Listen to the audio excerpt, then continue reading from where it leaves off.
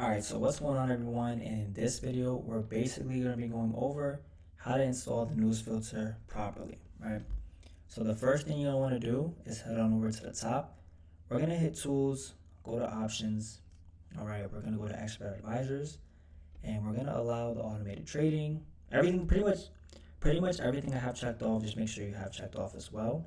And then for this, green button, you're going to double tap it, and I'm going to give you guys two links that you guys can basically copy and paste in there. If you guys go into Discord, you guys are going to be able to copy and paste this link right here. They're pretty much the same links. The only difference is one starts with HTTPS and the other one is HTTP. I'm not sure why it works like this, but it works like this. You just have to have both of them installed, like so. You guys can see I have the first one here, and then I have the second one. Once you guys do that, just simply hit OK, and you guys will be all set. Now to actually apply it, that's going to be in the actual settings.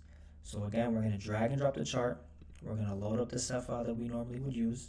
We're going to scroll all the way down until we get to the news filter section. We're going to enable the news filter, set that to true. Now, when the news filter activates, right, I want you guys to understand you may or may not have some open trades depending on the market conditions. So if you do have open trades, do you want to close them out? And again, if it's in drawdown, let's say negative $500, do you want to take that loss, or do you want to run the risk of having, the trades potentially close out in profit? It's completely up to you. If you're conservative, leave it at false. If you're a little bit of a risk taker, don't mind the drawdown, stuff like that. And potentially you could make more money, but again, potentially comes with more drawdown, more risk, but you could set that to true. So these next two right here is basically how many minutes after or before an event to basically not take any trades. So right now it's set for 2 hours after and 2 hours before. Understand that during that time period, that window right there, it's not going to take any trades. The only thing it's going to do is potentially manage trades if you have this set to true, right? So that's completely up to you. 2 hours is fine. I know some guys might have it at maybe 6 hours, whatever the case may be. Completely and entirely up to you guys. Now we have hard news, medium news, and light news. I'm going to go to Forex Factory because this is where the news is actually coming from, but I just want you guys to actually see something.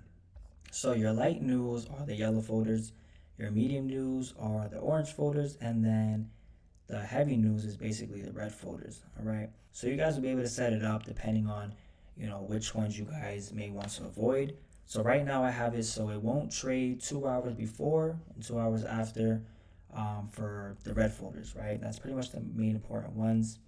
And then also your time zone, again, completely up to you guys depending on what your broker is. And then also if you want to draw the lines for news, for me, I leave that true.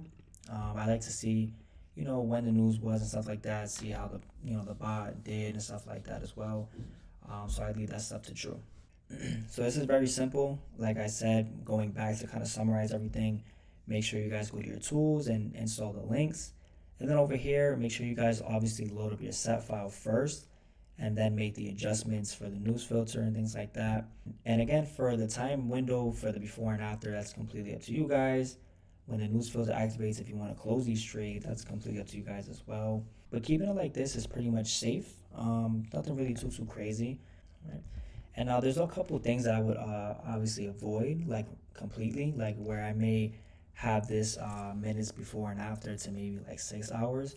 Is things like NFP. NFP can be very tricky. That's always the first Friday of every single month.